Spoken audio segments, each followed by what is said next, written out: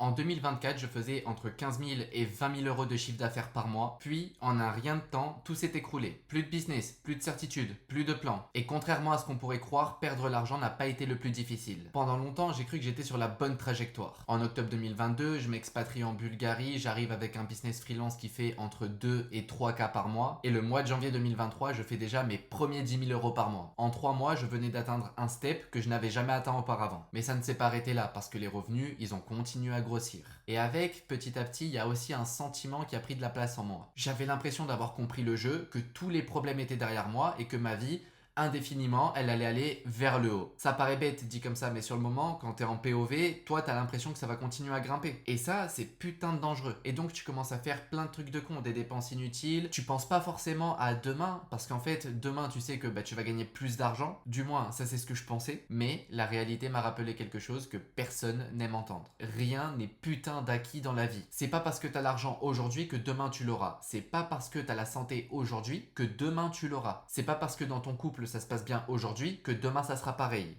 Rien n'est éternel. Et quand tu possèdes quelque chose, le but c'est d'en prendre soin au risque que quand il va se barrer, tu vas être dégoûté. Par exemple, si aujourd'hui tu as de l'argent mais que tu n'en prends pas soin, c'est-à-dire que tu n'épargnes pas, tu n'investis pas, demain, quand on n'aura pas, tu vas le regretter. Tu vas dire putain mais j'ai été bête, pourquoi j'ai fait ça avec mon fric?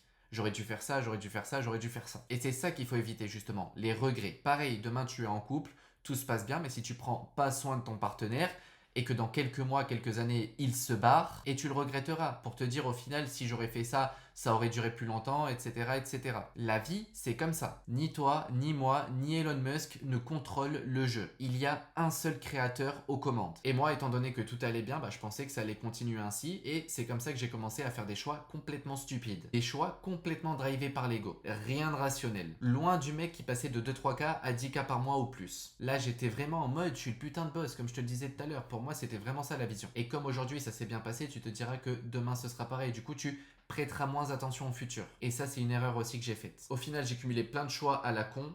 Et petit à petit, tout a commencé à se casser la gueule. Et c'est à ce moment-là que le stress est arrivé, que j'ai commencé à enchaîner les crises de panique, à carrément manquer de confiance, à me remettre en question sur tout ce que je faisais, à remettre en question tous mes business. J'étais complètement dans le flou. Je suis passé du mec qui contrôlait tout son environnement et tout ce qui se passait autour de lui au mec où tout lui tombait dessus et j'essayais juste de sauver quelques pots, tu vois, quelques affaires, mais je pouvais pas. Toute la merde que j'ai créée avec ces décisions stupides commençait à se reverser sur moi et j'étais là impuissant à me faire arroser de merde. Et honnêtement, à ce moment, tout s'est cassé la gueule. Au début, c'était progressif, sauf que moi, j'ai ouvert les yeux trop tard et quand j'ai ouvert les yeux, il n'y avait plus de marche arrière. J'étais au bord du gouffre, j'avais plus espoir en ce que je faisais, j'avais plus confiance en moi, j'avais plus confiance en l'homme qui avait bâti tout ce qui était en train de s'écrouler. Et à ce moment-là, ma seule vision, c'est vraiment que, putain, quel con. J'ai eu mon pic, j'ai eu mon moment de chance, j'ai pas su en profiter, et maintenant tout s'écroule. Peut-être que ce moment-là, c'était le moment de ma life.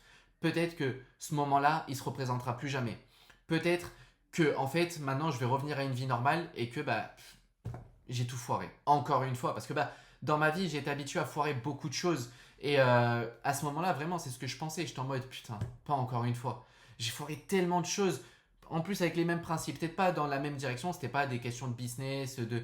Non, non, c'était autre chose. Mais c'était tout le temps la même chose. C'était en mode, putain, j'avais ça. Je l'ai pris pour acquis. Et putain, je l'ai plus. Et peut-être que je l'aurai plus jamais. Et quand les résultats disparaissent, tu découvres vraiment ce qui est solide. Et Dieu merci, à ce moment, il me restait une bonne chose dans ma vie. C'est que malgré cette tempête que j'ai traversée, malgré ces moments où j'étais au plus bas, en gros, j'avais jamais fait de crise d'angoisse de ma vie. Moi, je suis une personne zen. Normalement, je suis pas stressé, je connais pas ça. À ce moment où j'étais en train de tout perdre, j'étais en train de me dire, en fait, tout ce que j'ai réussi à acquérir au cours de ces années ou depuis lesquelles je me suis expatrié, que j'ai tout construit, mon petit monde petit à petit, je suis en train de tout perdre.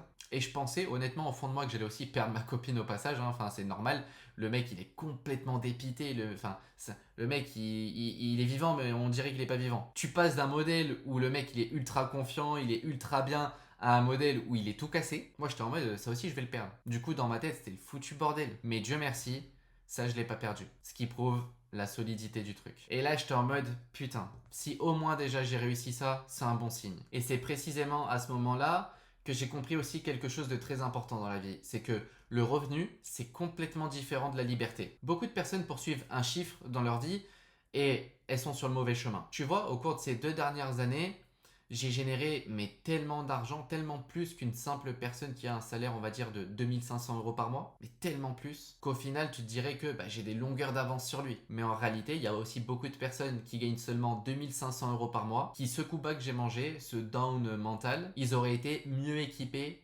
pour le surmonter. Ce que je veux dire par là, c'est que quand moi, je me suis mangé mon down mental, j'étais pas un mec qui économisait. Moi, dans ma vie, on m'a toujours dit quand j'étais petit, non, ça on peut pas, c'est pas maintenant, pas maintenant. Moi, quand j'ai commencé à gagner des sommes comme ça, tout ce que je voulais, je l'achetais. C'était comme ça. Non pas que je me suis acheté une Lamborghini. Bon, dans tous les cas, j'ai même pas le permis. Je monte dans une Lamborghini, je suis déjà en mode illégal. Mais tous les petits plaisirs que je voulais me faire, voyager, aller à tel endroit, faire telle activité, manger où je veux, quand je veux, aller tester les meilleurs restaurants, tout ça, je me privais pas. Et comme tout allait bien aujourd'hui et que le mois dernier ça allait bien et que le mois suivant ça s'est bien passé aussi, j'ai arrêté de penser au futur. Et du coup, je me suis pas dit, oh, cet argent-là, faut que je le protège, faut que je commence à le faire travailler parce que probablement un jour, le robinet va se fermer un petit peu, pendant quelques temps ça sera un peu plus sec.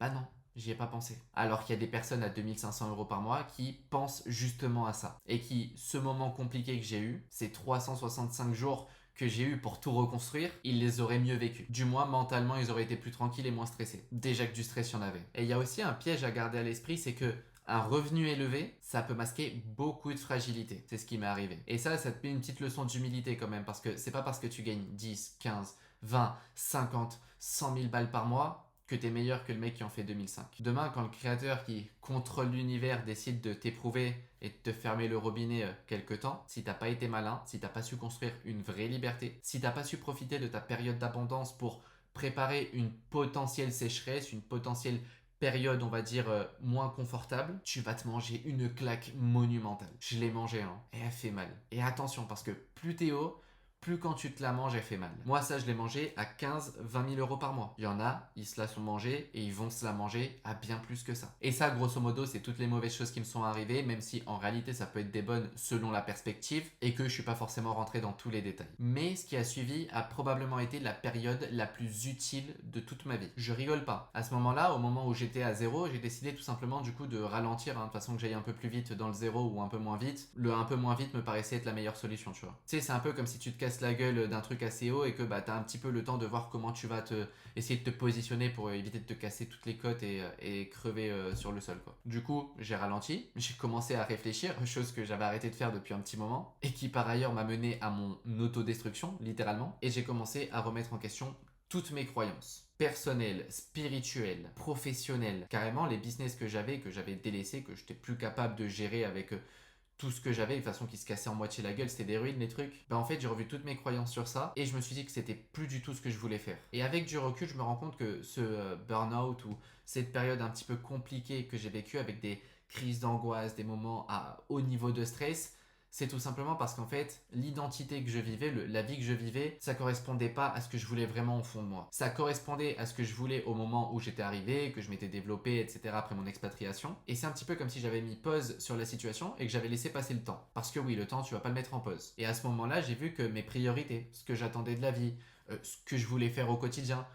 c'était pas ce que je faisais auparavant. Du coup, j'ai accepté tout simplement que j'allais toucher le sol à un moment ou à un autre. Et que du coup, ce qu'il allait me rester à faire, c'était de rebondir, tout simplement, de remonter petit à petit, de revenir au putain de base. Et moi qui pensais que cette période-là, c'était fini à tout jamais.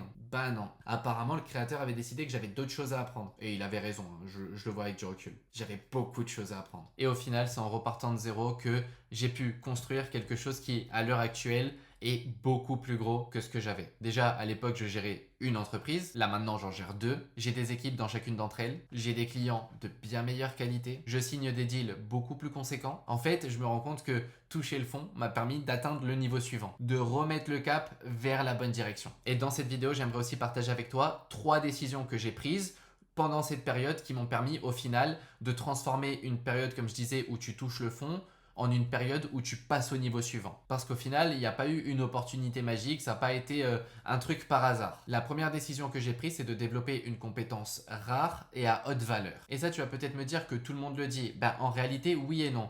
Parce que moi aussi, j'avais des compétences avant de me casser la gueule. C'est comme ça que j'ai pu monter une agence marketing qui m'a permis justement de faire les 15-20 000 euros que je faisais en moyenne par mois avant de me péter la gueule. Je savais ce que c'était une compétence. Apprendre une compétence, la monétiser. Mais là, je te parle vraiment d'une compétence rare et à haute valeur. Pas juste une compétence. Je m'explique. Si tu as appris le montage vidéo, t'es pas rare. Par contre, s'il y a un type de montage vidéo, je peux pas en citer un parce que je suis pas expert du domaine, mais s'il y a un type de vidéo, un type de montage qui est très rare, que très peu de personnes maîtrisent et que toi tu fais partie de ces personnes qui le maîtrisent, tu vas être payé ultra bien. Là, t'es rare. Pourtant, au final, tu fais la même chose. On est d'accord? Tu suis le message? Et c'est le fait d'avoir cette compétence rare qui va faire qu'elle est de haute valeur, que tu vas être payé bien plus cher. Moi, je suis passé de l'époque où j'avais mon agence marketing et que je gagnais très bien ma vie, à avoir des factures avec mes clients peut-être de 2000, 3000 balles et d'avoir plusieurs clients, à avoir des factures à 5 chiffres. On n'est pas sur le même niveau. La deuxième décision que j'ai prise, c'est du coup de penser en année au lieu de penser en semaine. Et je vais être transparent avec toi. Au début, je pensais en semaine. Moi, mon but, quand tout ça, ça s'est passé, que le moral, ça commence à revenir un peu, que je commençais à me dire, sur quoi je pars, je vais pas abandonner, etc. Moi aussi, je voulais que ça se passe le plus rapidement possible, que ça se passe en semaine. Mais qu'en semaine 1, tu as fait beaucoup d'actions et que tu repars de zéro et que tu te rappelles qu'en fait, au final, tu as beau faire des actions, que c'est ces actions cumulées qui vont faire un résultat et pas juste ces actions que tu as fait pendant une semaine, 2 semaines, 3 semaines. En fait, au bout d'une semaine, 2 semaines, ça te fait chier. Et du coup, au lieu que ça me fasse chier et abandonner, je me suis dit, ok, c'est vrai, c'est le process. Je l'ai déjà vécu. Je pensais que j'allais pouvoir le passer en quelques semaines, mais non, apparemment non. Du coup, pensons en année.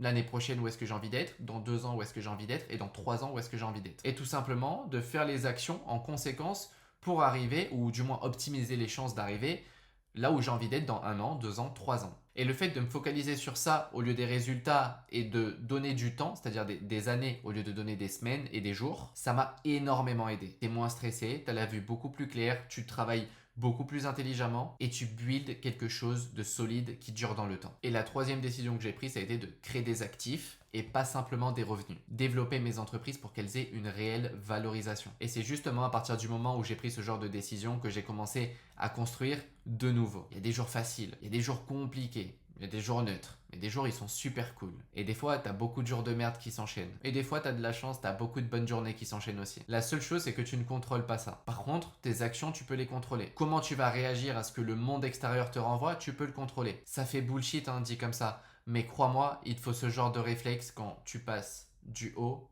à tout en bas. Parce qu'il y en a beaucoup que, quand ça leur arrive, ils restent éclatés au sol. Et moi, la chose dont je suis le plus fier, c'est que j'ai réussi à rebondir encore plus haut que de là où je suis tombé, tout simplement. Et pour conclure, je dirais qu'on sous-estime énormément ce qu'on peut accomplir en une année si on bosse sérieusement, avec les bons systèmes, avec la bonne discipline et avec la bonne direction. En 365 jours, tu peux changer de pays pour t'expatrier, apprendre une compétence rare et à haute valeur, lancer un business, reconstruire tes finances, comme je l'ai fait, changer ton entourage, changer ton identité. Bref, tu peux faire tellement de choses en 365 jours. Une année est courte pour rêver, mais elle est longue pour agir. Et beaucoup trop de personnes abandonnent encore en 3 semaines et concluent que ça ne fonctionne pas. D'ailleurs, c'est justement après avoir rebondi cette année-là que j'ai décidé de tout raconter. J'ai décidé tout simplement de rédiger un livre qui s'appelle Comme cette vidéo, 365 jours pour tout changer. Dans ce livre, je partage pas une méthode miracle pour passer de broke à riche en 1 an, ni même pour reprendre le contrôle sur toute ta vie. Non, c'est pas ça ce livre. Dans ce livre, je raconte dans les détails ce que j'ai vécu, ce que j'ai appris et les leçons que j'en ai tirées. Chaque chapitre a une leçon détaillée, expliquée et vécue par moi-même. Parce qu'au final, certaines années méritent d'être gravées quelque part à tout jamais.